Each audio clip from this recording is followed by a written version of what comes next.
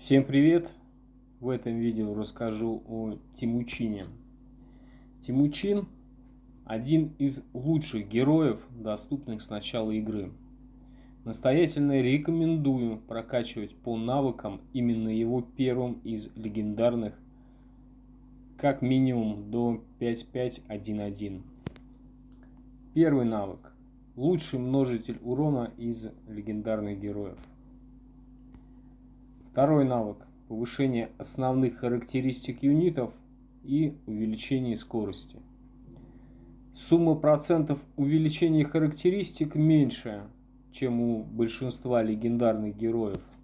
Но если сравнивать с Ханзо и Ганнибалом, которые также увеличивают скорость, больше.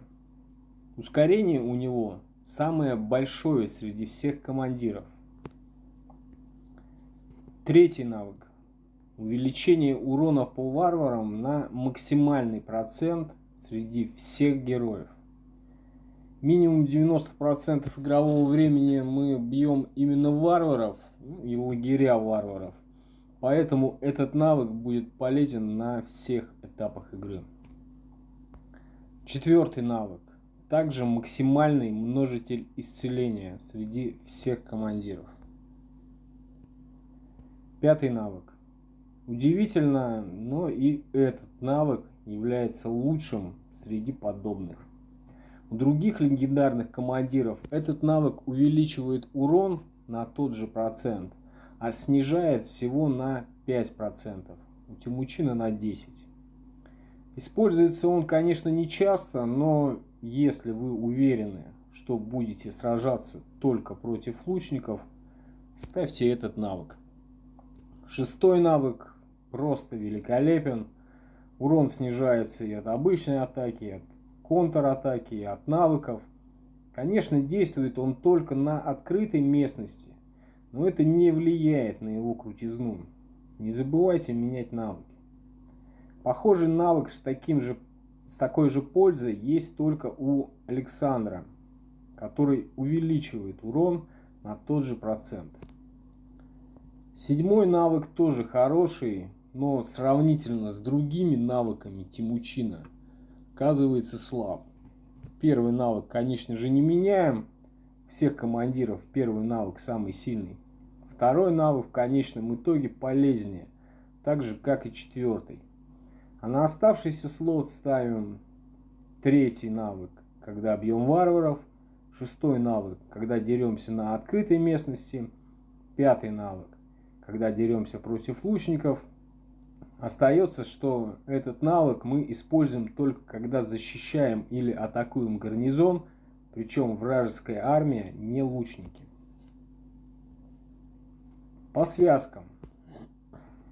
В начале игры, когда у вас нет целой армии, состоящей из одного типа юнитов, Темучин подойдет к любому командиру. Ханзо плюс Темучин. Именно в таком порядке. Ханзо снижает защиту, а Темучин наносит больше урона своим активным навыком по сниженной защите. Более сильная связка Ганнибал плюс Темучин. Также Ганнибал должен стоять первым, он повышает атаку после применения навыка, а Темучин с повышенной атакой нанесет больше урона первым навыком. Конечно же, хорошая связка Фридрих плюс Темучин. Тут нет разницы, кто стоит первым. Замечу, что сейчас я рассматриваю только связки с командирами, которые доступны с начала игры. Связки с новыми командирами. Смотрите видео про них.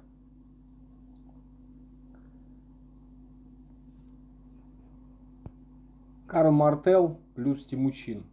Да, Карл Мартел. Его навыки можно расставить так, что он не будет давать бонусы пехоте, а вместо этого наносить урон по площади, восстанавливать ярость, снижать получаемый урон в гарнизоне или наносить дополнительный урон. Ну и конечно же, Темучин своим первым навыком будет наносить на 20% больше урона. Здесь же сразу скажу о связке с Помпеем. Эта связка подойдет только в начале игры.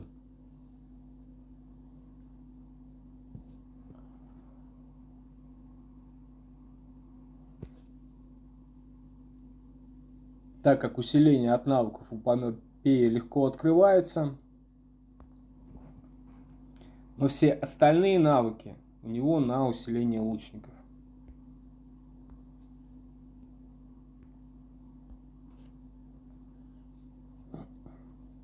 Темучин плюс любой эпический конник.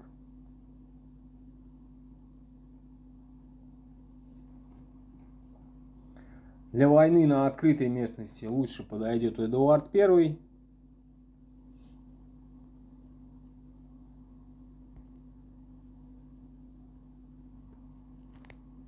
Максимальную скорость дадут Велизарий и Тимур. Связка с Дракулой лишь немного слабее связок двух легендарных героев. А пробудить Дракулу намного проще.